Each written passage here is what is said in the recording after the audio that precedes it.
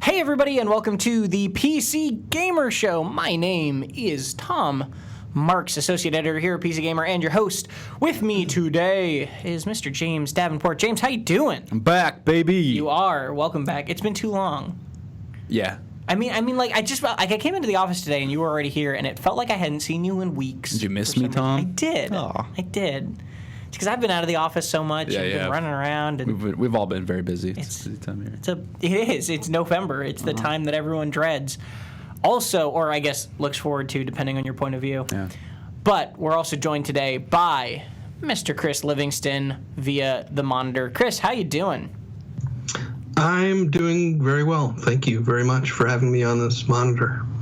We love having you on our monitor. It's always nice. It is. And hopefully we won't get attacked by leaf blowers this time, but if we do, it happens.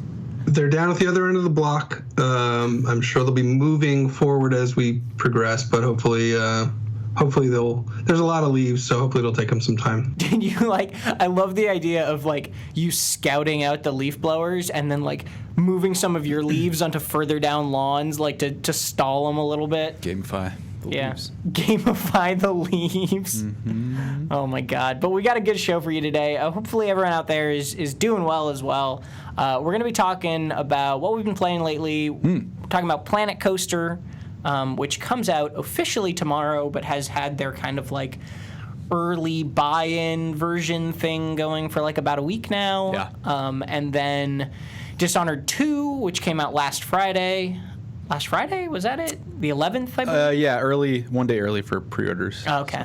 Because everyone loves doing that lately. Yeah. And then we'll be taking your questions from Twitch chat. We only have a couple major topics today, and we're going to try to make a longer Twitch chat Q&A at the end, because I always feel bad about how many questions we leave hanging. So if you've got some big questions for us, or little questions, or just something that you didn't get answered earlier, we'd love to hear from you, and we're gonna try to give you some more time to talk to us, because we love talking to you. But first, let's start out with what we've been playing recently. I'm actually gonna start this week. I'm playing more Owlboy. Last week I talked about Owlboy a bit. Okay. In now playing, but now I'm into the meat of it, because last time I'd only played for an hour. How's that owl meat? Owl meat's good, man. Tender? Yeah. A little stringy. No, it's really a fun game. It's a great old school, last week I was saying it's not super challenging. Or 2 weeks ago, I guess, I guess it was last week I said it was not really challenging. I don't think that's changed. My opinion of it hasn't changed in that it's not super hard, but it's just so kind of enjoyable and unique in the genre it's trying to do. The movement system is really fresh, and they just made a really fun platformer without platforming, basically, because you can fly. Are you moved by the narrative and the characters? Because I hear it's it has that super sentimental indie game looking vibe. Yeah. Which is a bit, I don't know. It's tiring nowadays to me, but does it get beyond that at all? Does it do? The story isn't revolutionary or anything. It's an owl and the boy. writing isn't revolutionary, but it's also not bad. Okay. It's just good, and it's cute, and there are moments that I did get a little bit sentimental in it, and it drew me in a little bit. There's a character, without spoiling anything, there's a character that you think is a bad guy that later you find out is you go end up at his house with his brother and dad, and it turns out that he's not really mean, he's just has basically an abusive family, and it kind of had me going, I was oh man, this is it's kind of some real issues in this little Owlboy game. It was nice. It was cool. It didn't it didn't make me cry, it didn't move me really. Sure. It was just this is a little deeper than I was expecting. Okay, cool. There was also a scene where you're standing in a graveyard of all these people that have died, and it's damn, this game it hits a little bit at sometimes. Are there mice in Owlboy? Mice? No. Mice people? I don't think I've seen any mice people. Just wondering. That'd be a cool dynamic. Owl and mice. Yeah, anyway. God. There are some bugs in it, bug people. Some mice people. Redwall meets Owlboy. Yeah, that would be cool. No, I'm just still into it. Still into it, man. And then the other thing I played a lot of, I took Monday off to just kind of like play video games because I wanted just a day to play video games, and I hadn't had that in a little while. And I ended up playing a lot of Owlboy and a lot of Warframe, actually. That was the other game that I got back into this weekend was Warframe, and it was partly because they just had this huge update called the War Within update. What? The War with it. Yeah. Well, it's like a storyline. It's a quest line in the game. What's it about, I wonder? All the other names are like Specters of the Rail. There's this part where you go to this Warframe's house, and it turns out he just has an abusive war family. It's real. You're so sensitive, James. This is the reason that we have you on. Talk about your war game. No, it was fun. I liked that game because I hadn't played it for like a month or two, probably more. And it's like, I don't think anybody who's a big fan of Warframe will deny that it's like repetitive at its core, but that loop is fun. Like that repetition is like what you're doing is fun.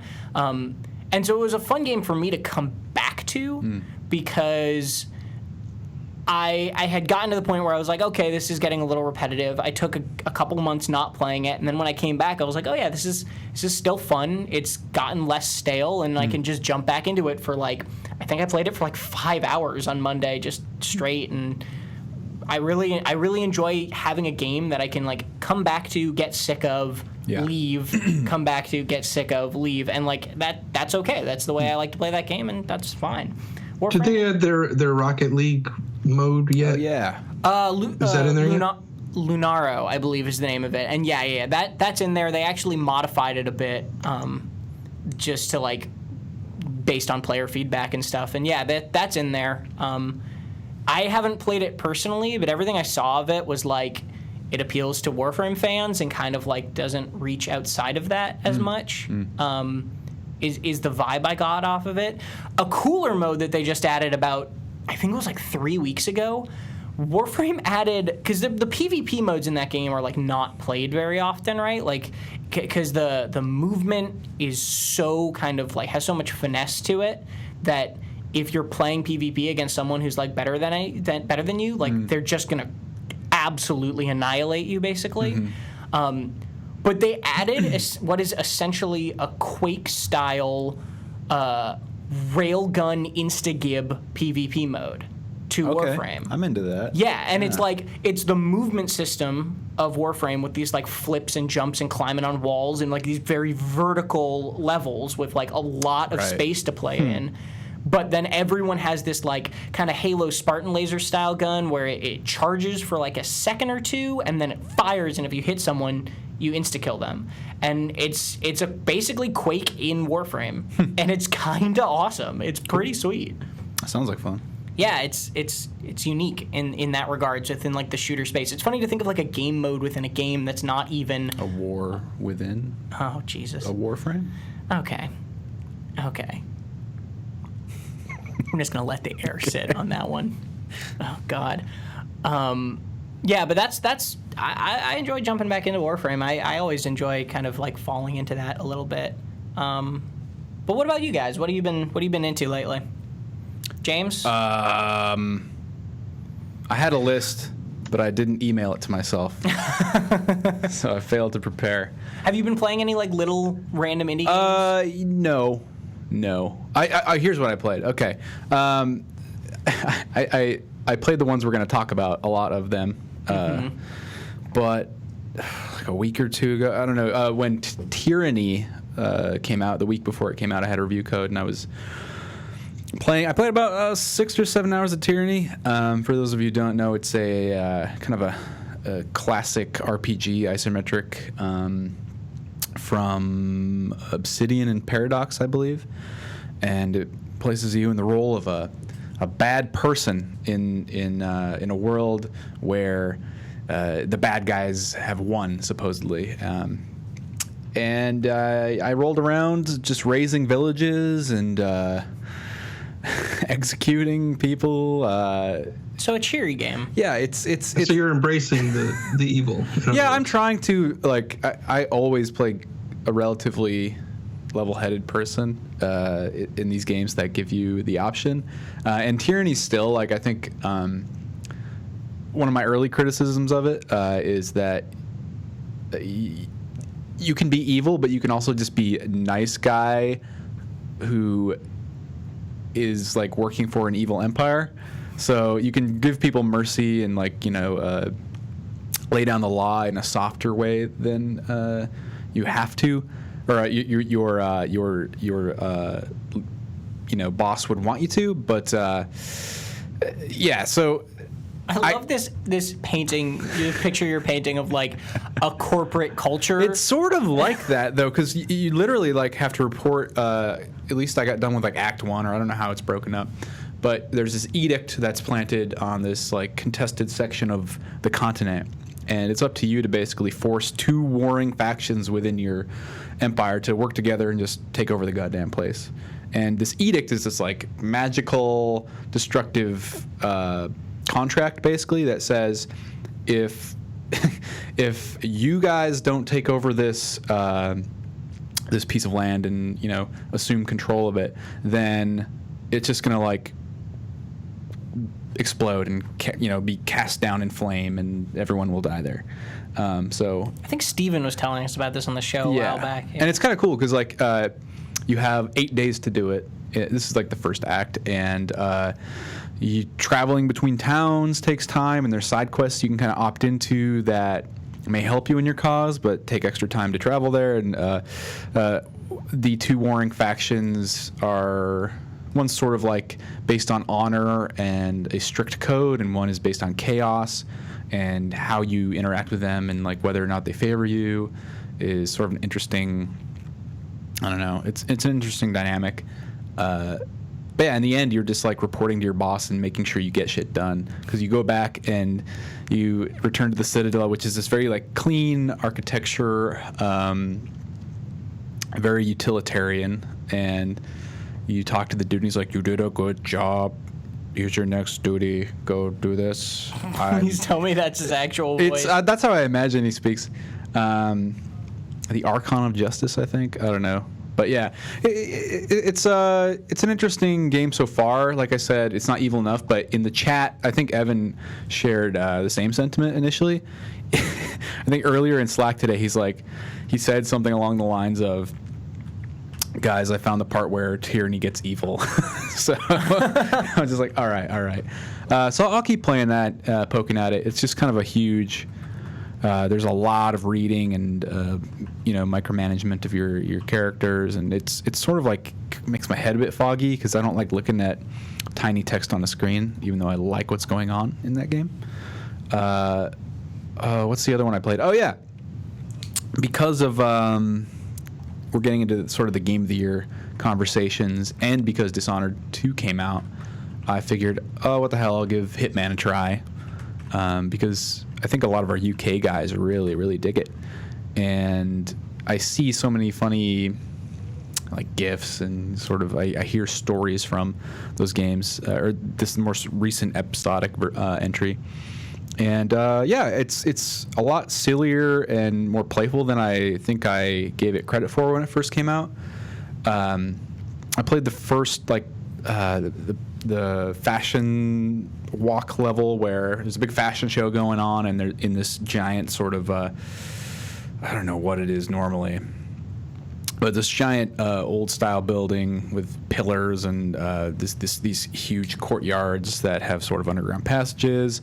There's kitchens downstairs. There's these fantastic rooms upstairs with beautiful gilded, architecture and all this stuff. But there's just also a lot of stupid things you can do in that game. I think the funniest thing I did was I didn't do anything particularly funny, but just the sound like a propane tank makes when it comes into contact with someone's head I laughed out loud probably about just like cartoonish every single time. It sounds so painful, but the way the models are rigged up and they kind of ragdoll down, and just the incidental dialogue is so silly. And the music I really like. It's got this kind of 90s 007 vibe to it. It's just and there's all these systems like I didn't realize were there, and like objects you can interact with and different ways to take the targets out that I was kind of impressed, especially coming off the tail of Dishonored 2. I was like, okay, this is something I should probably sink some more time into now that we're at the end of the year. But yeah, that's where I'm at. Cool. Yeah. And before we jump to Chris, I do want to say Dodo UK and Gaming Police 1 both subscribed. Thank you very much, guys. And also Panzer 2 gave us a little cheer with 10 bits, which is kind of neat. We got to incentivize those. No, because your last incentive was like hurting me if people cheered or something. Chris, what should we incentivize? I feel like there should be like some kind of board back here you can buy. I don't know. PC Gamer sells out 2016. Yeah, Tom wears a silly hat, 100 things. Whatever. I don't even know how they work, but we could make this room even worse. Like whoever, if we get a certain amount of bits towards like which one of us has to wear like a winter coat in this room while doing the show next week. Yeah, the quality of the show will shoot up if that's the case. I'd be okay with that. Yeah, that'll work for me. Well, that's not fair now. Can we like pay for a Hank cameo one of these days? Pay for Hank, Chris's dog? Yeah, the more bits. That could be taken care of. We'll do a day. That's what we can do. Is we can do a day where it's like Tim, Tyler, and Chris all on the stream with their dogs and do like a dog show. But then we'd have to mic them, right, for the podcast listeners. That's the mic the dogs, huh? I think we're on to something here. This is going good. But Chris, you said you mainly had been playing Planet Coaster and Dishonored, right? Yeah, and actually, the other thing I've been playing since Skyrim Special Edition came out recently, and we wanted to look at it and see how it looked compared to the old one, and see what the mod situation was, and kind of revisit it, and which got me also thinking about Oblivion, because when I think about Skyrim, I think about Oblivion. And I've been playing Dishonored 2, and I realized these three games have something in common just besides Bethesda. All three of these games, people really love to leave notes lying around. Yeah. And books and files and papers, and I hate reading them. I don't want to read 1,000 notes. And I just realized that playing Dishonored, I was like, oh my God, there's so many notes. I don't care. Like, that's my least favorite way to absorb a world is through a bunch of notes. And I think it's maybe a little different in something like Deus Ex, where it's like an email correspondence thing, because that's kind of fun to read through someone's email and feel like a snoop. But just reading a bunch of notes and books and stuff, it's got me feeling so impatient right now in Dishonored 2, because it's like, well, I probably should pick up some of the lore of the world, because there's probably some interesting details. But then I think about my hundreds of hours in Oblivion and Skyrim. Like, I don't think I ever finished reading a book or a note unless I had to. I don't think I let anyone complete a sentence. It was just like, shut up. Where do you need me to go? What do you need me to do? Just like, stop talking. I'm going to stop reading. I want to go and throw fireballs and stuff. And that's kind of the way I'm feeling. I think in general this week, I'm just realizing I don't want to absorb lore by reading things. I like eavesdropping. That's fine. I like overhearing conversations, but I guess it would be kind of unusual. Well, I guess you do hear that in Dishonored 2, people talking about the world and things happening. There's a good amount. Although it seems mainly about my personal situation as opposed to, something else. Yeah, their conversations are always super convenient. It's like, oh, I left the door open to this super secret stash of my stuff, pal. Oh, that's bad. Yeah, it's. I'm with you there. Yeah, but I think I'm just, I like sneaking and snooping, but I think the reading that goes along with it to such a degree, like I was in this house for like an hour, and I was just like, why would I be reading all these books? I'm like on a mission here to kill people or save my kingdom or whatever I'm supposed to be doing. Why am I reading a book about, like, I'm Emily Colvin, shouldn't I know this? Who am I reading this for? And I figure if she's aware of all this stuff, if she needs me to know something, she will just like mutter it under her breath at some point. So do I really need to be reading books about history of this world? I don't think I do. It's also I love thinking about her reading those books in the context of what's going on, like in the real world. Time. Exactly. But like, can you imagine if she was actually this like dishonored empress who was like assassinating people, and she was sneaking through a building and then just stopped to read a journal for like 10 minutes? Like, and not only that, everyone just like there's a clockwork soldier about to slash her. Oh, does it stop time that much? Like, yeah. It's oh my god! If you read a book, you're like, oh, 1 sec. Okay. Like, even if you had the power to stop time, I don't know if I'd use it to read books. I would. I think I might use it for that, because I wouldn't want it to cut into my day. Yeah, while I'm reading books about history. But on super secret assassination missions, wouldn't you use that ability to assassinate? I'd probably people? use it in the kitchen. Because get some snacks going. I would just use it like a snooze button every morning. I'd be like, I need like 11 more hours of sleep, so I'm just going to freeze time and sleep. Hold up. Did we somehow transition from reading lore in video games to the practicality of being able to freeze time? I mean, yeah. But yeah. I think that's I think about it a lot. Progression. Yeah. Okay. Actually, a game that drove me crazy with reading was Abduction a little bit, which I was pretty lukewarm on in my review of, but like the reading in that game is that's a very missed thing, right? Is you get a book full of text that you have to read to learn about either a puzzle or the game environment or something like that. It feels a little bit more at home than in something like Dishonored, but one of the problems I had with Abduction's books was not the writing itself, but the handwriting. It was written, I think they must have had somebody handwrite the notes and then scan them in or something like that. And there were certain parts where it was basically illegible. Like you just couldn't read what they had written for you. That reminds me, Chris, did you notice this in Dishonored? Whenever like the text for a book or something comes up, it has a slight sway, constant sway. Oh, have you noticed this? Crazy.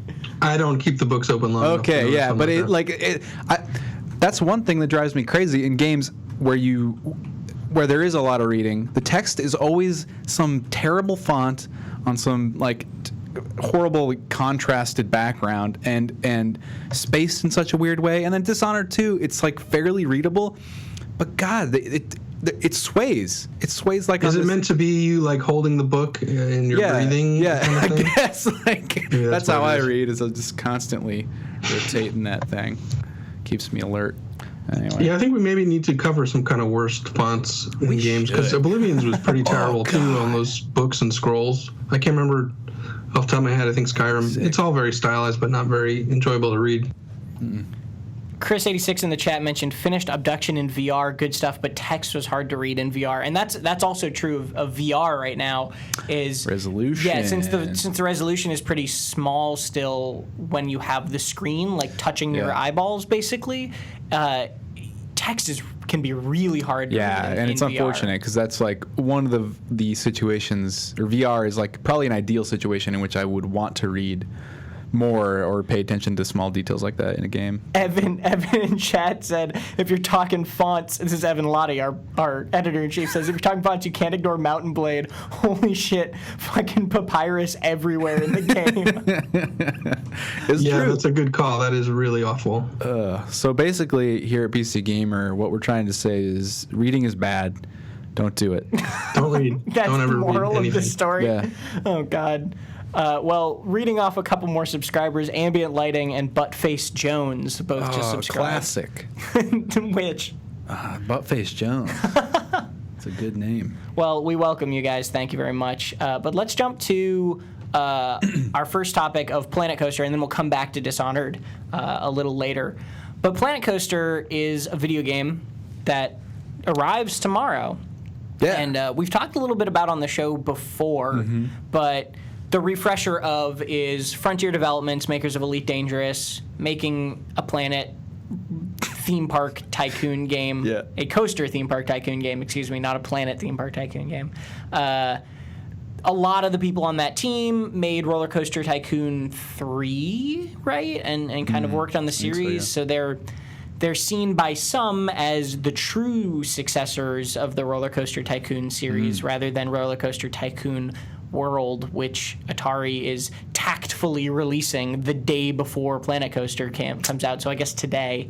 Yep, it's out. Which we're not going to be talking about because Planet Coaster is, from what I've seen, a more worthy game to be discussing. I have been playing the version that just like got released like a week ago for people who pre-bought it or whatever. Pre-buys, and then James, we've had the Chief Beef discussion. Yeah, I played a bunch of the alpha. And Chris, where have you fallen in this?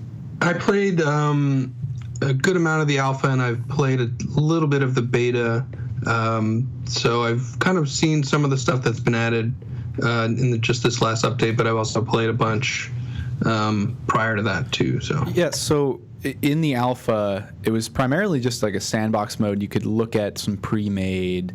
You could dink around with the Steam Workshop, and you could look at some pre-made parks. What's new in this like beta / almost final release? Yeah, so the beta, I think everything is feature complete in the beta except for some scenarios. Like there were a lot of scenarios that were locked. I think there were only 2 in the version I played. And those are just like, here's a park in this state, do something? They call it career mode, and it's essentially that, though. Okay. It's, here's a park that has already been made, you're in some sort of situation, here's what you have to do to get a single star rating, here's what you have to do to get a silver star rating, here's what you have to do to get a 3-star gold star rating. Okay. And then it just gives you like unlimited time, as far as I could tell, at least maybe just in the scenarios I played, right. But it gives you reign of the park to do whatever the heck you want, and then you try to get fulfill as many of those stars as you can. So like the very first scenario is just, hey, here's this park. Each star level, you need to get a certain amount of people in the park and have a certain amount of rides built, or a certain monthly profit that you have to hit. So it's basically just, here's this thing that we started.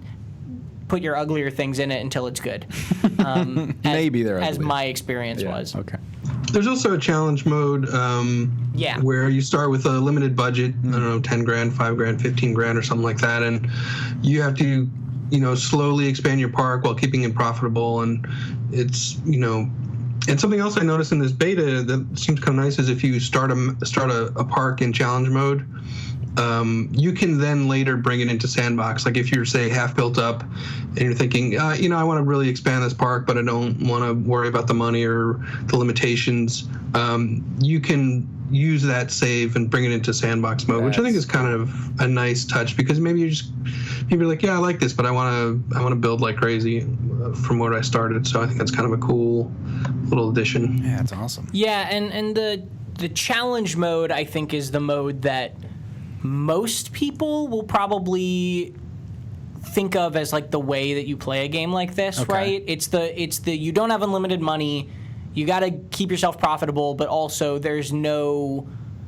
specific goals. Like you get these challenges that'll get you build a roller coaster that has a 40-meter drop in it, and then that'll give you a little boost of cash, but that's not like an end game goal. Like it's just build a really cool park, but also make sure it's actually making money while you do it. Sandbox with constraints in the system, sort of? Yeah, kind of. Yeah. Sandbox where money matters. Okay. Yeah, and there's research tools now, so you can, it's not all, you don't have all the rides, I guess, immediately, and you have to research, if you want to research like a track ride or a water ride or something like that, you can do that too. Right, I forgot about that. That's also a pretty key part of it. Interesting, okay. And researching costs you money, and researching bigger things costs you more money, and so you kind of have to plan out when you do that sort of stuff.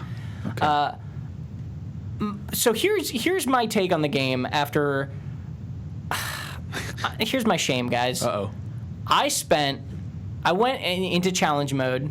I played about 3 hours of the game when I first started. I played 3 hours in challenge mode. I built a completely ugly but profitable tiny little park.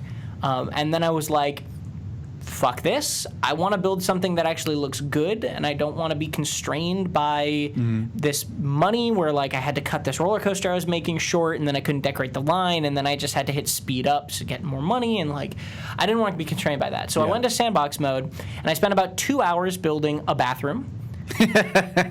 And then I spent another hour building, like, a plaza thing. And for the record, this bathroom area is legit as fuck. Like, it's nice looking.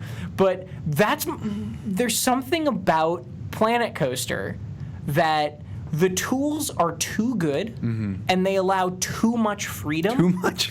Like, and I'm not saying this as a I'm not saying this as a complaint, a legitimate complaint of the game. The amount of freedom that the tools allow you in building what your buildings look like, where they go, what paths they take, how much money they have, all of this freedom is just jaw-droppingly incredible, and Frontier deserves nothing but praise for it. But for me personally as a player, Planet Coaster intimidates the shit out of me because without grids or like pre-built buildings that and they have some pre-built things, but they're very themed, like piratey or whatever. But without just like pre-built stuff and more pre-built stuff and like grids and like kind of somebody saying like it's okay to use this pre-built stuff if you want, you aren't like copping out, which it kind of felt like the game was judging me for using pre-built stuff almost. Like I couldn't handle the pressure. I spent 2 hours on a bathroom because I was like, it's got to be perfect. And then I went back to my challenge mode level, and I was like, this is ugly and I hate it. And like, I couldn't do it, man. Like, it's such a stressful game for me to play, and it's such a lame thing to say. That's fine. I like that's probably what stuck with me the most is when I used to play games like Roller Coaster Tycoon 2 specifically was my jam. I did focus on the challenge mode or the main mode where I was trying to maintain the park, and it was limited enough that it didn't matter what it looked like. But here, it's almost like it's basically it's like Maya Light with roller coaster or like amusement park trappings because there's like full terrain control and all sorts of like really specific deformation tools. And when it comes to, like you said, making a building, there's no grid. You can just like take a tile piece and like warp it and twist it in just about any way you want and adorn it with all sorts of small, details and props to make something totally unique. And if you go on the Steam Workshop, there's already like a buttload of that stuff, and it looks professional. It looks amazing. I think I just have to embrace the workshop aspect of the game more. Like, get in there and like find what you're trying to make. Someone probably made it better already. Real quick, also, Belial20XX and Jules M both subscribed, so thank you very much, Jules, what's up? But yeah, I think that's part of it, is just maybe I projected that the game was judging me, and it actually wasn't. Could be. Go ahead, Chris. One thing I'm a little concerned about is how it's going to really perform. Like in the alpha, I had built up about half of a park, and my frame rates went from about 60 when I started to about 30 with just filling up half a park, and now they've just increased the park size by 2.5 times, so there's a lot more room to build. But even loading up that earlier park, which is now only about a fifth filled, with no guests in it, it was still really hammering my frame rates down to about between 25 and 35. And I know that this beta update also they said they increased performance and did some optimization, but it didn't really feel like that was the case. So I'm kind of interested to see in the full version like how well it really runs when you've got a really big park full of lots of things going on, because it seemed like it was definitely taking a hit. That's interesting. So, I didn't actually get to a park big enough to notice that yet, but you can make some complex stuff, so I imagine that would have to be a problem. Yeah. I mean, we'll see. I haven't spent much time with the latest beta. I just loaded one of my old parks and thought, wow, it doesn't seem to be performing particularly better than it was before that. So when it comes to big sandboxy like sim games like this, Chris, I think we all look to you to play with them in interesting ways. Do you? And I know your last piece you said the sort of the park management systems didn't feel totally important, or I can't remember exactly what your take was. They didn't feel fully. Well, they weren't even enabled at that point. There was just a basic budget thing. There are more features now in the beta. There's, you can take out loans, you can run advertising campaigns. There's a lot more sort of features. You can specifically adjust the salary of every park employee, and that will directly affect their happiness and their work efficiency. I'm going to pay one chief beef. Yeah, and it's funny, if you crank their salary all the way down, they look very sad in their little booths. It shows on their faces how unhappy they are. Because I'd done a piece where in the alpha where I built a park and I wanted to make it successful without using any rides. I just wanted to put stores in so people would come to the park and buy a drink and use the bathroom, and somehow this was going to make me money. But it didn't, so I just started cranking down the salaries of the employees to I think it was like $75 when they started. I don't know if that was per week or whatever, but I cranked it down to $1 for all of them, and you just look at it, you zoom in on their booth, and they're just sitting there and they're just miserable. You can see it on their faces. So I really do enjoy that kind of detail. Okay, cool. Well, I'm curious to see what you do with all the systems implemented. See what that looks like. Panzerg asks, do you have to design all the rides from the ground up? And the answer is no. They have, buildings and stuff, they have pre-built roller coasters that you can do, or you can design the roller coasters yourself pretty intricately, too. The roller coaster builder is pretty sweet. So cool. And then the other rides, there are pre-built thrill rides, one of those those spinny rides that you sit on and it spins and goes up and down back like a pendulum. They got a bunch of stuff like that are very classic carnival and theme park rides. Yeah. But then you can customize those. You can make them look different. Basically. Yeah, and especially I think coasters are the big sell for customization here. Mm-hmm. If you go to, I don't know what the subreddit is, but if you check out the communities surrounding Planet Coaster, people have made some incredible coasters already, especially in the first-person mode. They've basically built elaborate structures around entire roller coasters, and then there's lighting triggers and triggers for prop animation and all these small little details and sound effects and so on, lighting that basically make them turn a coaster from a traditional roller coaster into a sort of a haunted house experience or something you'd find in a Disney World or Universal Studios or something like that. Some really crazy stuff. So check those out. I'm kind of curious to see once we get more people making custom props and assets, how far that can go and how long, what kind of support the game will get for it in the long term, because that's to me, the systems, managing a park is interesting, but it's more interesting so far, surprisingly, to see what people are just making in this game. Yeah, someone recreated the queue line from the Pirates of the Caribbean. couldn't actually do the ride because the tools weren't all there yet, but recreated the queue that you wait in. So you can really see that people are very passionate about. I mean, that's kind of crazy, but also awesome that it is. Here we can pull up a couple things actually from the Steam Workshop page just now. Here's a coaster that somebody built. Within a Japanese-styled park. I think they built those buildings custom too. And the crazy thing about looking at something like this is those Japanese buildings look really, really good and really almost like there was a Japanese tile set in the game. Mm-hmm. And there isn't. No. They had to use pieces from other tile sets to make these Japanese buildings. Here's another one kind of, I think probably from the same creator, a little bit more close up. And it's just amazing what people can do with the tool set that they have been given already. And these are all things that, and this is what I do like about Planet Coaster, and something I think I'm going to have to just lean into a little bit more to keep enjoying the game, is that things like this where somebody recreated the Millennium Falcon as pretty good. as a thing in the game, like this is just downloadable. Like you can just go and put this in your park right now if you wanted. I guess tomorrow when the game comes out, but you know what I mean. Yeah. It's cool that all this stuff is just like there to jump on for the community, because they've made some just incredible stuff already. It's a cool castle. Yeah. It's just crazy. And I look at this stuff and I'm like, it took me 2 fucking hours to make a bathroom. Like, your bathroom was very good and legit, I'm sure, Tom. I mean, I'm pretty proud of it, but then I kind of want to see the bathroom at this point. Can you show us? And I think Andy Kelly needs to definitely see it, because he's the toilet expert. The bathroom, to be perfectly honest, the bathroom itself wasn't even the good part of it. God, I like this one a lot.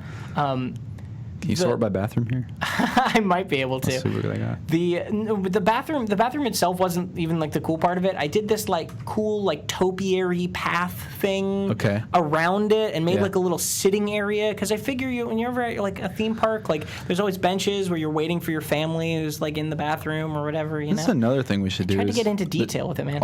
The PC Gamer editors each make a bathroom, and then we like try and see what that says about ourselves. Wow, look at that. This is a nice one. That's a good bathroom. This is a bathroom that, for those on the podcast, just looks like a pile of kind of like, what is it, like Death Valley rocks, basically, but then has entrances through the bathroom. That's one of my favorite parts about the tool set, too. Oh, look at that one. Go to the watermelon. Oh, God. I love it. Wow, that is a straight-up watermelon. That's amazing. That's dumb. I love it. One of the things that's really cool about this that also is really intimidating to me is that the way the building thing works is you just put down these little blocks, right? Mm-hmm. Like just like a tiny little block that just has 2 bathroom doors. Yeah, it's like a doorway to nowhere. Yeah, it's a doorway to nowhere. Creepy, yeah. And then it gives you the option of like what walls to build around that to make it look like a real building. Mm. So for people who are watching on the stream, you know, this little tiny little outhouse bathroom, which is just as big as basically the door block that you put down with a little bit of walls and design around it, is no different in any way, shape, or form than something like this bigger, like larger village storybook bathroom, which has like more area to it. They're the exact same functionally to a park, but one, you know, looks like more of a thing. And it's props and tiles and pieces attached. And it's on you to kind of like decide how intricate you want to get with it. That's a nice little castle toilet. I like it. All these bathrooms are way cooler than mine. Just adorable. Man. See, now I feel terrible about the bathroom I made. Thanks, guys. It's fine, I'm sure. This is the Minecraft effect. Like, I would spend hours and hours like building something in Minecraft, and then I would look at the internet and I'm like, oh, I'm terrible. Everyone else is gifted. I'm never going to build anything again. Oh my gosh. It's funny to me because it's called Planet Coaster, but like I feel like roller coasters are almost like the least interesting part of the tool set that they've given you. Like I look at some of these custom roller coasters, and like this roller coaster that's on here, Alpine Surfer, is a very cool roller coaster. But then I look at like the next one, and it's kind of hard to tell the difference between them. Whereas I was looking through that page of bathrooms, being like, man, people make some cool bathrooms. The best coasters are the ones that are totally integrated with a park design. Mm-hmm. I've seen some that just like, and I'm sure this will be easier to get to once the beta or the game releases and people make these and release them, because I think you can pop into other people's parks, right? That you can share your parks easily. Yeah, you can really easily save anything you make and then upload it to the Steam Workshop, and then you can click your friends' like names, and anything they've uploaded you can just get to. Okay, but can you like see a friend's entire park? Do you know? Oh, I think actually maybe, because they show up on the little globe thing. Yeah. So yeah. So I mean, if you poke around there, some people have made coasters that basically encircle the entire, surface area of the building mat, and weave in and out of the ground and mountains and like floating chunks of earth in the sky, and it's pretty crazy stuff. It's pretty cool. Yeah, there's one, the guy basically used a terrain tool to make Mount Rushmore, like just pulled up all the different faces out of the rock and then made a roller coaster run through it. It's pretty cool. Is it on here? Oh, wait. No Rushmore on the... No? That might have been on the Alpha Workshop. This is the full game has a separate workshop, unfortunately. But I'm sure you could already go and look at things like Disneyland and boom. Disneyland look, Castle. Yeah, here's 8 different versions of the Disneyland Castle already. Looks good. Made. Look at that lighting. Oh, where'd that happen? Excuse me, I clicked the wrong thing. Wow. Yeah, and here's Disneyland and Fantasyland. all the different areas of Disneyland. Good God. And, yeah, Okay. People are gonna get into that. The game isn't even officially out yet. Did that say Disneyland, Arizona? That sounds like hell. Disneyland Arizona Resort. God, no. Is there a Disneyland in Arizona, or is this someone just saying? No, that would be bad. You ever been there? It's hot. God, we're gonna get a DMCA now because of this talking about Disneyland. All right. Man, but I'm really enjoying. Yeah. The game, even if it makes me feel like I'm terrible and can't do anything well with my life. It's just it's such a PC game because, it's the most expressive you can be. So, as far as I've seen with a game like this, just to the max. So, excited to see what happens with it. Varendeel just subscribed to their long-time listener. Thank you very much. Hasmuffins asks, how's the haunted house? Can you make it amazing? I don't know if there's... I don't know if there's specifically like a haunted house thing. No, that's what I mean. Is like people have made sort of like cart-driven haunted houses out of coasters. So they build a kind of condensed coaster, and small, then just build slower like a shell. coaster, and then literally build a building around it or something that has triggers and props And interestingly, doing that is actually beneficial to the park and the coaster because there's a rating for both the queue for a coaster, and then also the coaster itself, and like how visually appealing it is. And I think that's probably just based on like number of props, right? Like it's not like the game has some algorithm to judge the look of a park. Yeah, you could probably just throw like a bunch of barrels in there, and if you threw enough in, like it would be like, this is the most beautiful roller coaster ever made. But if you do build a haunted house around a thing, or like a fancy indoor line or something like that, it will actually benefit your park, even if it might be overkill in some cases. Because I put a couple like trees next to my line, and it was like, hey, great line. I put some explosions next to mine. I wanted it to be exciting while people stood there. Just like the effect, the explosion effect. Yeah, it would just blow up like every 3 seconds, or just be a big explosion. They seemed okay with it. Somebody should make like a World War I line. Oh my God, that'd be. That's just like the no man's land, where it's like as they're waiting for this ride, there's like. You put like the soldier props like on the ground and stuff, and like, is this out of taste? I'm sorry, I might have veered too far away. No, it's fine. Battlefield 1. The explosions, the explosions. That's where it kind of got me thinking. Yeah. Are people going to make other games in Planet Coaster? It's that kind of game. Can you make Minecraft in Planet Coaster? Is like the new question. Oh God. Probably. That shit gets. That's where the singularity starts, maybe. Yeah. But can it run Crisis, guys? Let's jump along from Planet Coaster, though, and go back to talking about Dishonored 2 a little bit more in depth, because this is a game that has been a little bit tricky in the conversation around it, right? Because a lot of people, basically, generally, the agreement is that it's like a fantastically fun game with some PC problems, right? Yeah, it's not tricky to me in that regard. It's like, it's an excellent game with some problems on the PC right now. So, I mean, for me, it's like easy to caveat that way. But yeah, people are still experiencing, there's some weird issues. I don't know the exact cause of them, but some people say it's like defaulting to a low priority on their CPU. And there's a weird like mouse movement tied to frame rate issue, I believe, which kind of makes it's very noticeable on my work monitor, and it makes me sick to just play it on that PC. Well, let's real quickly mention, because this Dishonored 2 is a spoiler worried game, right? Yeah. So I have not played Dishonored 1 or Dishonored 2. Okay. So let's try to avoid spoilers. Yeah. And then if we have a spoilery moment, we will warn people. I don't anticipate talking about the story anyway, just because it's very Well, here's a silly. question. Then here's a question I have right off the bat. Yeah. Then not about the game specifically. I haven't played Dishonored 1. Okay. A, should I care about Dishonored 2? Should I play it? And B, should I play Dishonored 1 first?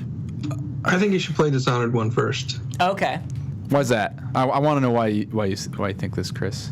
It's just a great game, and I think it's probably better to play it first because after it you will want to play Dishonored 2 rather than playing Dishonored 2 and then going, oh, I should play Dishonored 1. Might as well do it in order because I really think if you do play the first one, you'll want to play the second one. Okay. Yeah. I agree. I was gonna caveat that, but like, I don't think if you're worried about like the lore, the story, like getting spoiled to you, without being too reductive, most of Dishonored is just basically,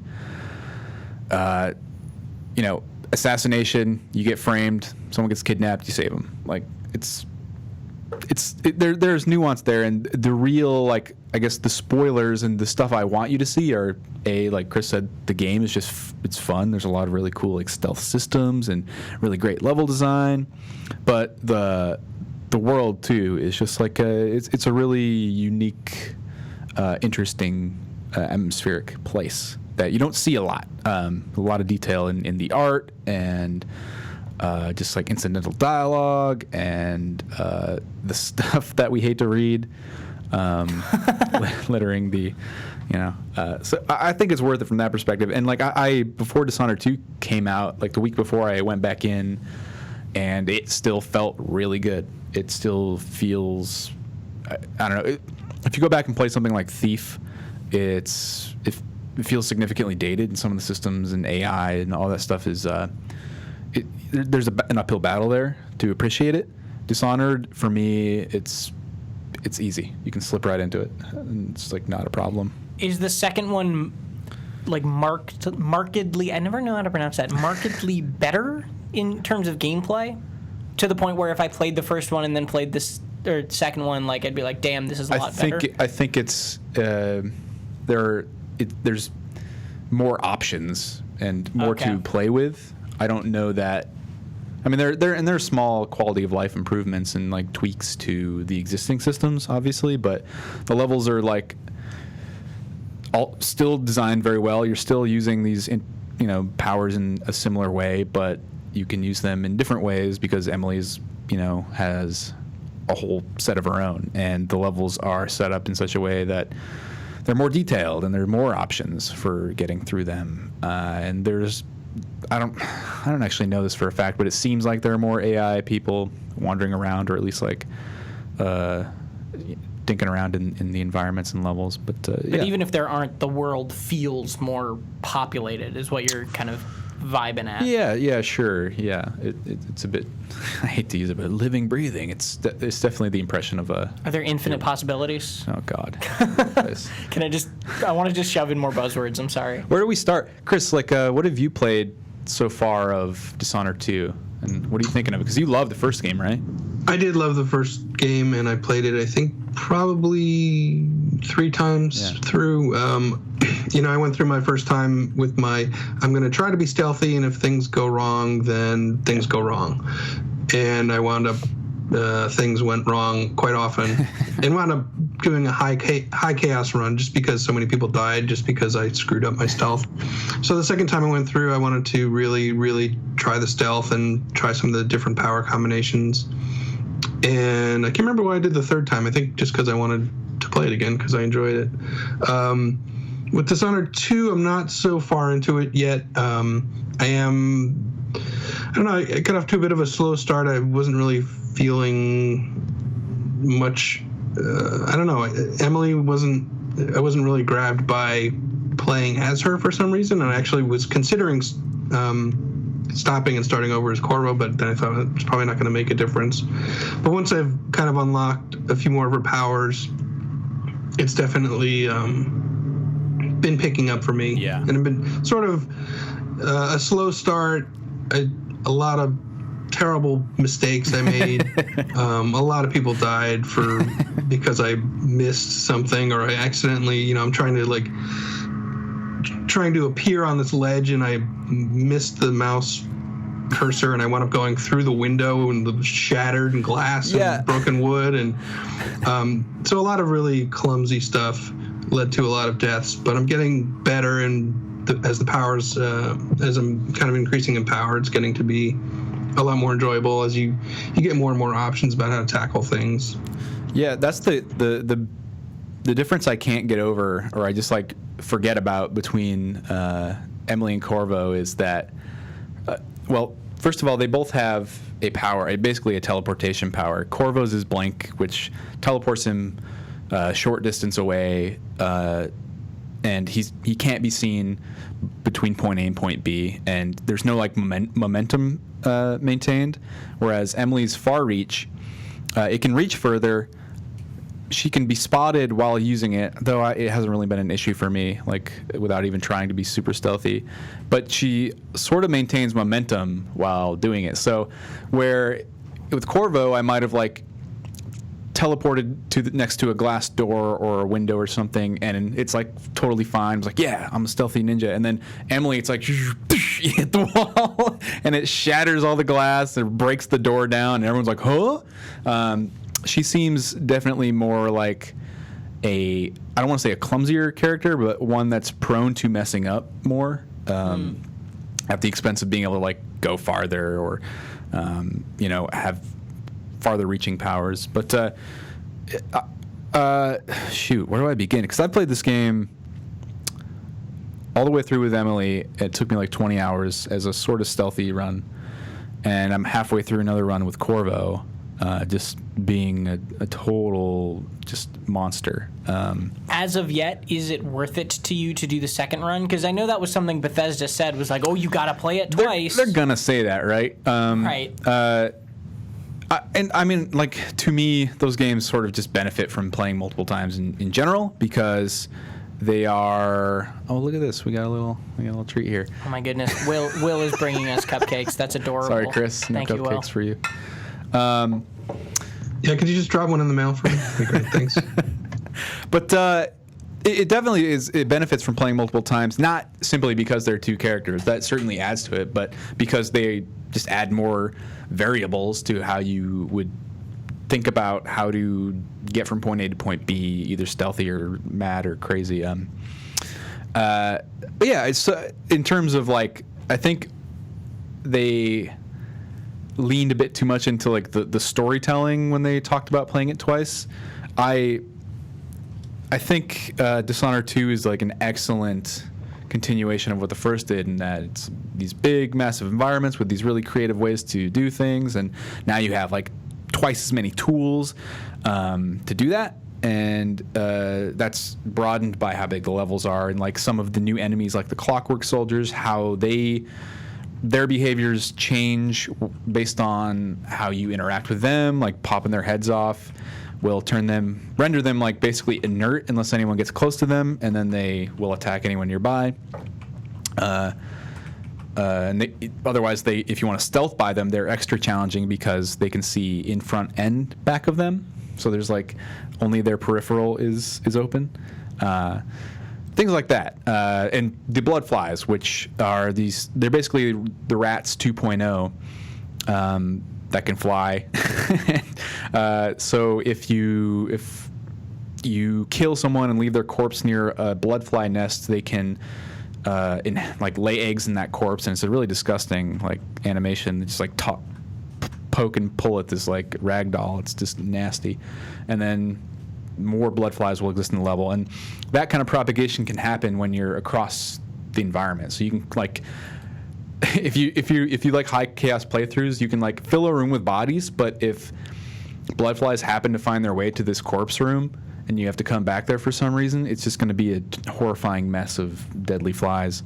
That's why you should always dispose of your bodies in a wall of light. That's what I say. I agree. And you know what? With Emily, it's a lot easier. Just like Domino, this ability she has where you can link. It's probably her most entertaining ability. Is she can link the effects of what happens to one person to all of them. So I think the max ability is 4 when you fully upgrade it. So you can link 4 guards or citizens or whoever. They have to be people. And if you choke one out, all of them will drop to the floor simultaneously. Same go, and they can sort of be patrolling different rooms and so on. As long as they're linked, the same thing will happen. Okay, so yeah. I have this is a slight derailment. That's fine. I'm just, there's so much to talk about. I'm all over the place here. And this might be answered because this might be a problem for me or a confusion for me because I just never played the first one. Sure, yeah. Right? So like I'm not 100% sure what form it took. Mm-hmm. But is the game open world? No. Okay, so then this is the piece I didn't understand when I've seen gameplay stuff of it and heard talking about it, is this conversation about if you come back to this, if you kill a bunch of bodies, the bodies will stick around, and then the blood flies will show up, and then they'll grow, and there'll be more, and then if you come back later, But if it's... I was under the impression that it was a fairly linear game. So the idea of leaving corpses behind that gather blood flies that you then will like grow later was weird to me because I didn't think you'd be backtracking very much. So I'm just trying to wrap my head around like what is the structure of its progression? Linear is a simple way to put it, I suppose, but think of it conjoined open environments, not like open world, but very large open environments. So where you will have to circle back around in some instances because what's an example? One of the first like assassination missions you get takes place in this like rehabilitation facility on an island, and it's linear in that you have a goal, right? But this entire facility is open to you from the beginning. So if you want, you can go through the front door, or you can kind of swim around to the side and look for like a window that's open on the wall on the second floor, or you can climb to the goddamn ceiling and look for something up there. There's any number of ways to get in. And once you're inside, getting to whatever you have to get to is its own thing where there's like 4 to 5 levels in this entire building, and with, I don't know, 6 or 7, 8 rooms, on each floor, and how those are funneled together and interact, and the systems within them. So there might be a security wall here, a wall of light where if you pass through it, you will dissolve, and that's hooked up to a power system which is powered by a whale oil canister, and following that trail, like finding out where that whale oil canister is and sneaking in there and pulling out the power source and like getting to it's or just freezing time and walking through the wall of light, or possessing a guard as they walk through it.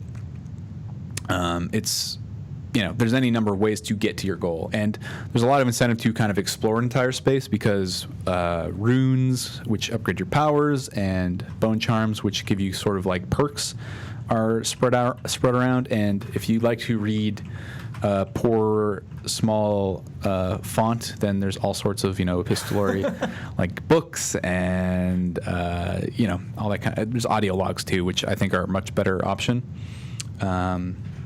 So yeah,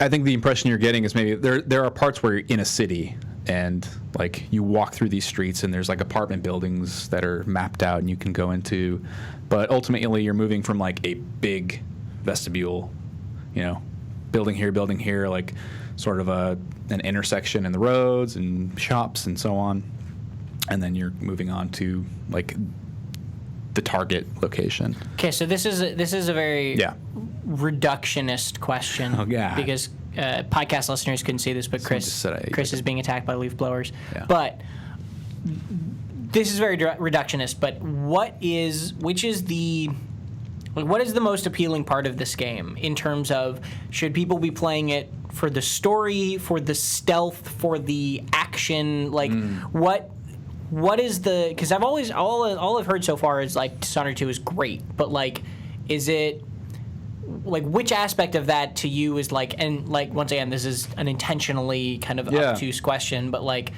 which is like the draw, I'll go for it, Chris. I was just going to say, because you're basically like Victorian Batman. Yeah. You have a lot of cool gear. You have powers that are sort of like Batman's abilities, like detective vision and stealth. And, there's magic and there's cool ways to kill people. And there's cool ways to navigate the environment. These sections of the cities you're in are kind of like a puzzle, and you have whatever skills you've picked or whatever powers you've picked and whatever gear you've got is you're trying to solve this puzzle of how to get where you need to go. It's like you're Batman basically with magic. Yeah, I think that's the appeal that. And the appeal too is using 3 different powers to solve one problem in kind of a mix and match kind of way. At least in the first game, that's what it felt like. I'd be in this situation, and it's like I just go through my toolkit and figure out how best to solve this guy who's coming at me with a dog, and there's 2 guys coming the other way. And I think that's the kind of fun. It feels like you can experiment a lot and come up with a solution that feels like kind of unique. Yeah, Chris is absolutely right. It's that Batman fantasy, Victorian Batman fantasy, and the creativity involved. I don't think it's like the main narrative is very good. It comes across as like the characters are very almost feels like they're reading from a community college like dramatic interpretation of Dishonored script, like, I'm your Aunt Delilah and I'm here to take the throne. Everyone plays very much like it's a very deeply dark, cynical world, and all of the bad guys are super just shitty people, and there's like slightly redemptive stuff in like the notes you can find, but they just like the Duke of Bell is just like, I'm gonna have an orgy later and increase taxes. She says shit like this, and it's so it is Batman. It's like cartoon Batman. Oh yeah, and I mean, like these sound like Batman villains with minus the orgy part. Yeah, well, some Batman, but yeah, it's definitely that. I think the mainline narrative aside, including like the creativity involved in how you do something. The world itself is just incredible. In a series of very probably poorly thought out tweets when I beat the game, I compared it to Gone Home. I said it's more like Gone Home than something like a Thief or this time around, because every single environment is so like densely detailed that you like Chris said, you can spend an hour in like a bedroom, some of it reading, which will drive people nuts, but also just looking at the arrangement of props, the clothes people are wearing, the stuff they're selling at their shops, and the amount of original art in this game is just mind-boggling. There are paintings that detail like. There's one, I forget what it's called, like the Moth King, that really struck me. It feels like it's just like a genuinely good painting, and it's like this creepy hunched figure, and it ties into some history. There are giant panoramas of Pandacia, which is like a far-off continent. There's one level, the Royal Conservatory, which is basically takes place in a museum, and there are like there's all this different kind of taxidermy, like giant owls and alligators and all these things that are animals from the world, and they're like have a full anatomy, and there's like details like notes describing them and fleshing them out. Like Anton Sokolov, a character from the first game, he has probably the only thing you really need to read in this game is a series of like his journals recalling his adventures to Pandacia, where these animals lived, and it's sort of like this silly, cheeky adventure journal where everyone is getting fucked up by animals all the time. There's like leeches in the water and piranhas, and like the captain's taken ill, and Anton Sokolov is just like being cool through it all. So there's just so much to absorb, like in the world, and how it feels so connected. It's just kind of mind-boggling, and it's not something that comes around in games very often. Partially because just the amount of work that went into this is so obvious. It's unbelievable to me. like I said, it's kind of compromised a bit by how silly the main narrative is, but I think it's entirely worth it just for being in that place. Yeah. Like Jinda, the Clockwork Mansion, I'm not going to say anymore, but things like that are just incredible. Oh, that's the other thing I wanted to point out is that each level or main mission in this game sort of has they leaned into in the first game there was Lady Boyle's mansion, which is still probably, I think, one of the better Dishonored missions. It was more of a social stealth situation where one of three targets, or there were three possible targets. One was the one you needed to get, and they were all sisters. And every time you played the level, it was randomized which one it would be. So there was no like one clear solution. And how you go about finding that person was sort of like, it was different compared to the rest of the levels in the game, where it's like find a target and get them. In this game, several of the levels have their own sort of one-off like catch or twist on the formula, and it forces you to play in different ways. I won't spoil them because some of them are just like, what, holy shit, really, really cool. Yeah, it just some really cool stealth scenarios in that regard that also just tie into the world and make it a more interesting place to be, I think. Also, the original game, something that was really kind of interesting was if you took a non-lethal approach even to your assassination target, often it was, just because you spared their life didn't make you a good, like, they still had horrible fates. I think probably almost all of them did. There was one guy you could choose not to kill him, and then later on you would come across him and what has happened to his life. And even I think the lady in that Lady Boyle's party, like that was not like, if you didn't kill her, you're not doing her a favor. No. Like there were some very brutal endings for people, even the people you spared. And I think that was kind of interesting. I don't know if I haven't really spared anyone in this game, so I can't say if that holds true in Dishonored 2, if it's sort of like not really great that you're not killing people. It's not across the board, but I can say that there's definitely the non-lethal options aren't always the kindest, for sure. It's morally questionable, which is great. Well, you guys can find all of our coverage of Dishonored 2 at pcgamer.com/dishonored-2, where you've been doing... James, do you have a particularly entertaining stealth screw-up story very quickly? Yeah, please. I guess it was just surprising. It was like the moment I realized that, like, how the systems were interacting was, or at least Emily's domino. I dominoed all the guards in a room and was going for my first non-lethal playthrough, and I forget what they're called, but those. They're sort of like a proximity human dissolving tool. So if you walk by them, they like lash out a bolt of electricity at you and dissolve them. And so here I am being this kind Emily this whole time, and I like go up behind and choke this dude. And in choking him, it moved me like an inch closer to that thing the arc thing than I wanted to be. And in my periphery, I saw all of like these. I was going to knock out the maids and these citizens too, just light up and dissolve into the air, all at once in front of me, and I felt very terrible. But I lived with it. I don't try to. You don't save scum? No, a little bit, but I try to live with that kind of stuff if it happens. It's kind of the more interesting way to play, in my opinion. But yeah, that's what the game is great for, is just messing up and trying to get out and all the silly things that can happen.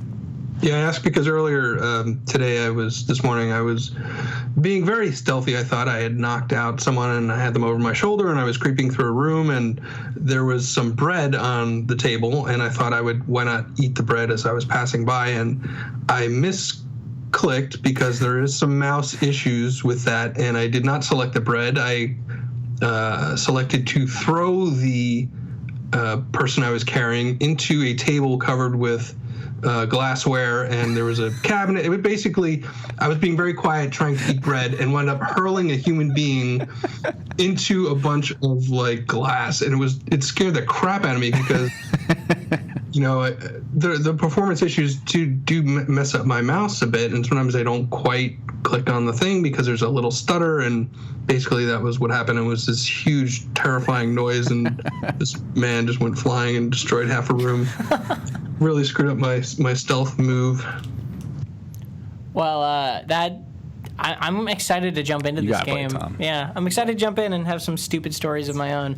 But let's hear your guys' stupid stories, or more specifically, if you have any questions for us that are not stupid, or even stupid ones, we'd love them. Yeah. We want to hear from you guys. Tag us with @PCGamer in the Twitch chat, and we will be able to answer your question. If you're a Twitch subscriber, we can definitely try to get to your question first, because we love you and we thank you for supporting the stream and the show. And for all of you who do support the stream and the show just by listening, we love you too. You're always welcome to give us your feedback or leave us questions at pcgamer.com/podcast, or if you're listening at on iTunes or at YouTube or wherever, just send us some feedback or come join us here at twitch.tv/pcgamer 1 p.m.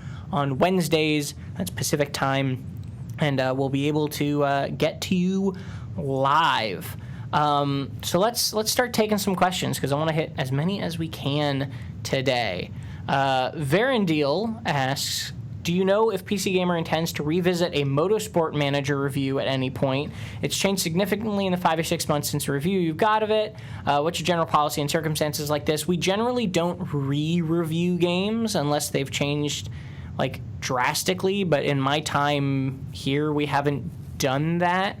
But thank you for the tip, Motorsport Manager. We will, if it's changed, we'll look into what's been going on with that. We're always open to revisiting things, but I think we'd probably just cover it in a different way, rather than re-review. Changing scores is kind of a weird thing. New subscriber Buttface Jones. I guess Farendale was a new subscriber as well. Buttface Jones. I'm about 2 hours into my EVE Online free-to-play experience. I am overwhelmed. I am scared. Any early reactions to EVE being free-to-play now that it's here? Is anybody in the office trying EVE for the first time this week like I am? I plan on jumping into it this weekend. You can do it. Yeah. All right. But probably like you, I'll get 2 hours into it and then be scared and terrified and overwhelmed. We actually do have a great EVE Online beginner's guide that Steven wrote about not only how to play the game, but how to get into it and enjoy it. So if you go to pcgamer.com/eve-beginners-guide, you can find that there. I've posted in the chat as well.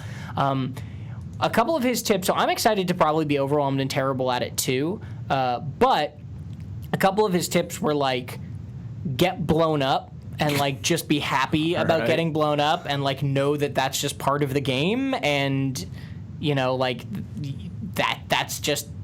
that's a piece of EVE is you die a lot, so get used to it. I'm excited to see what happens with that as well. Let's grab a couple more. Another new subscriber, Gaming Police 1. Any thoughts on Battlefield 1 Battlefest? I don't know exactly what it entails yet. I know it was announced, but I think they're releasing a hardcore mode and some other stuff. I don't know. Free dog tags, weapon skins, and more. What do we got going on? Yeah, I don't know much about Battlefest either. I think it's interesting. The thing, so it's like an event. It's like a in-game free stuff in-game event. Yeah. The thing that is interesting to me about Battlefield 1 is we were all really excited about it when it came out, and I stand by all the hype that I gave it on the show as well. I think it's great. I think the campaign's really compelling. I thought that the shooting was really good. I thought it was really, really pretty. Then Titanfall 2 came out, and I played the campaign of that, and I was kind of just I don't think I want to go back to Battlefield 1. It's tough, right? Because that's the problem. This year there's so many good shooters out there that picking your poison is just it's almost too overwhelming. Going from especially Titanfall 2 to Battlefield 1, Battlefield 1 is not an acrobatic, beautiful, rewarding shooter constantly. It's a little more strategic, so it's kind of hard to return to. That said, I don't know. I'm glad they're doing stuff like this in game, getting skins out there. I still don't know how to equip a goddamn skin, so great. I guess more of those to not know how to equip. That UI is terrible. It is a terrible UI. I think you can change loadouts now though when you're not in a match. So that's, thank God. That's pretty kind of. It was kind of crazy that the game launched without you being able to do that. Silly. Whatever. Sort of strange. Tyler actually says we haven't actually reviewed Motorsport Manager yet. So we actually haven't officially reviewed it. So there's that. Tyler mentioned that in the chat, which is thank you, Tyler, for coming in and letting us know. BattleTank09 asks, any updates on the webcomic, Chris? Chris, last time you were on the show, we learned the horrifying truth about your URL getting jacked. Any news? I have no news as far as I know. It's still not a safe place to visit. Sorry. The internet is just gonna be the internet. So what? Give me the actual URL. It's screencuisine.com/ .net. Screencuisine.net/ I don't know. Just go to screencuisine.net. You'll see a thing for it. I don't know what the actual. My bad. There you go. Well, let me check real quick. Screencuisine.net is Chris's There's a actual sidebar. site. It's right up there. Screencuisine.net/ HL comic. There you go. So for people who remember our conversation about the comic a couple weeks ago, that's the only update we have. Kunifu asks, bit of a stupid question, but I see Chris has hurt his hand and wondered if it was that's what inspired his hand animations article. No, this is just every now and then, just from using the computer and a mouse all day, I get some issues with my fingertips, get a little numb, and this time my thumb, like my entire thumb, has been numb for a while, so it seems to help to put a brace on my wrist so I don't bend it, and I have like a mouse pad with a bump that I can kind of rest it on. Wasn't the inspiration. I don't think it was the inspiration for the hand animation thing. I don't know what the inspiration for that was. I like hand animations. Yeah, you have a really, really good piece about kind of just like a Giphy piece of hand animations. He says also, Kunifu also said, considering Outlast or The Long Dark for that list. You know, I remember liking Outlast's,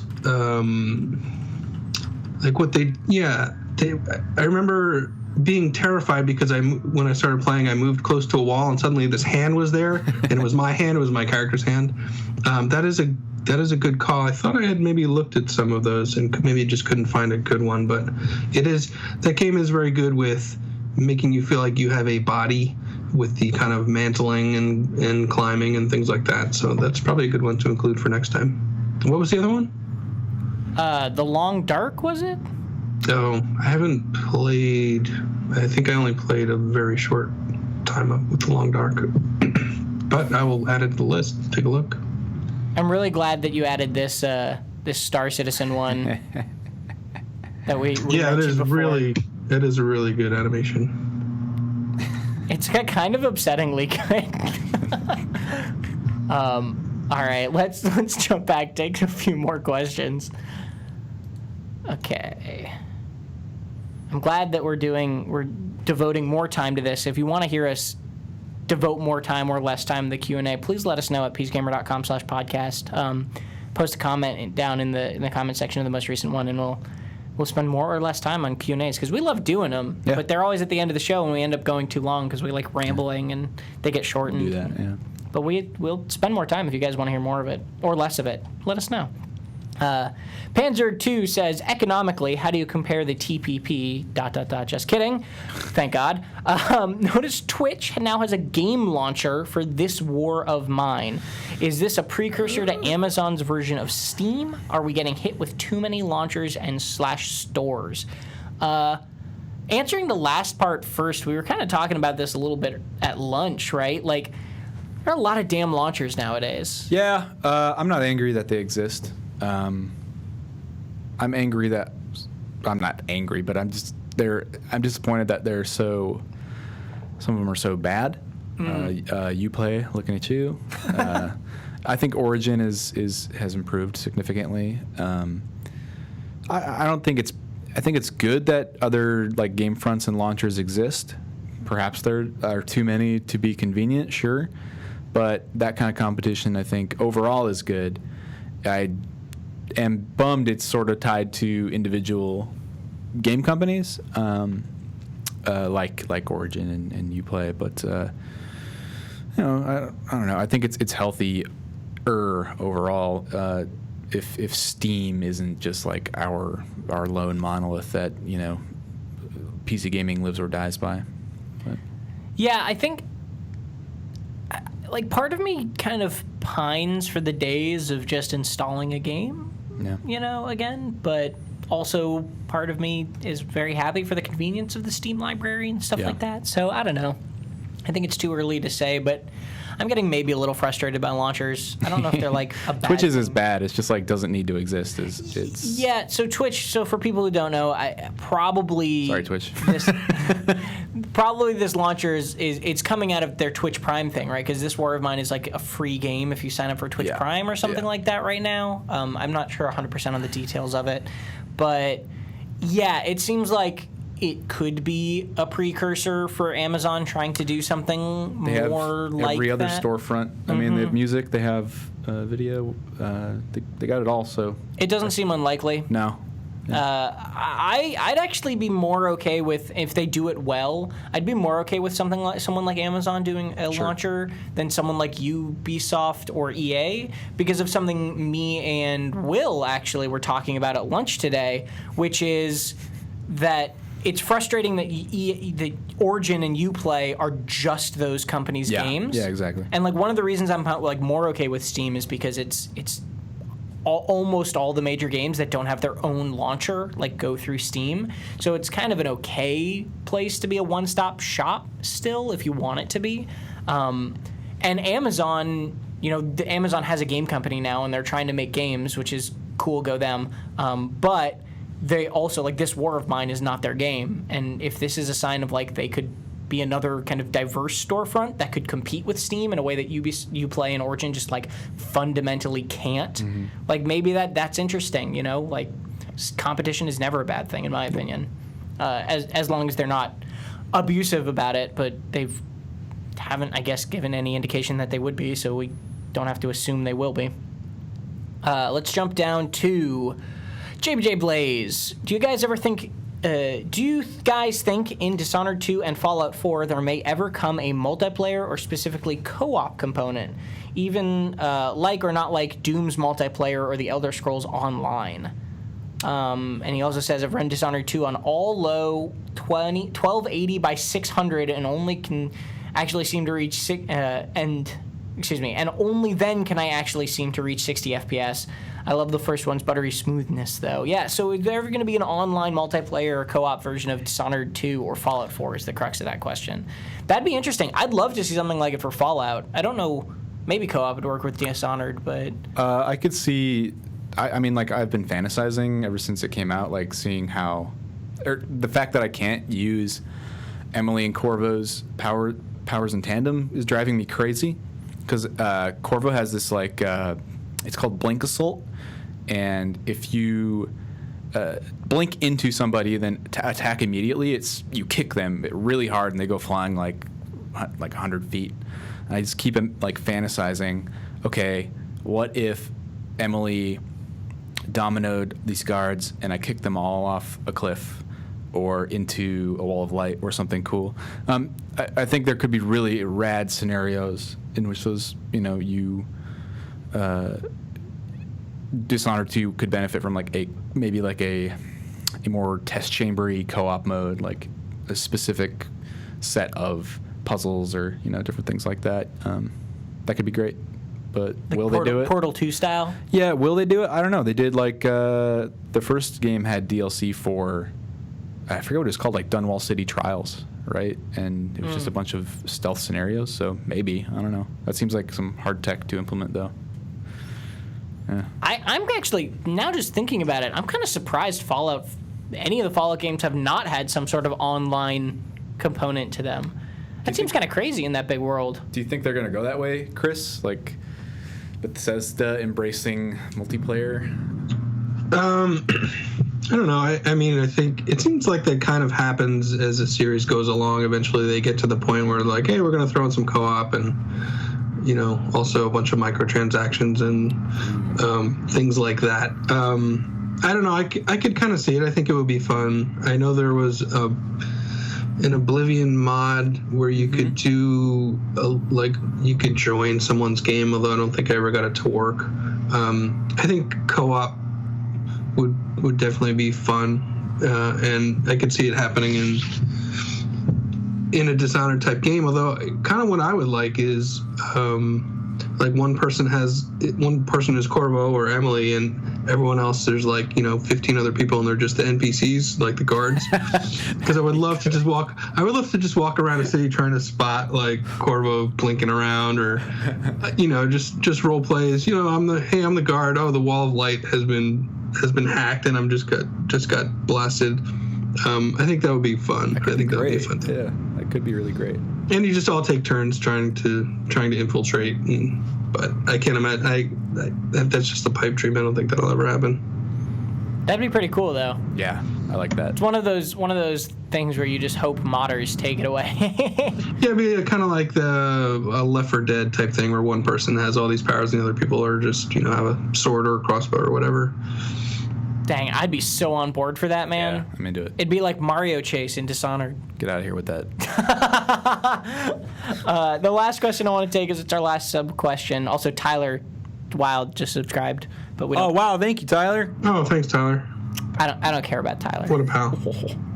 Get out of here. Take your subscription back. Wow. No. Last question. Has Muffins asks, what's your take on the heroic tavern brawl idea in Hearthstone?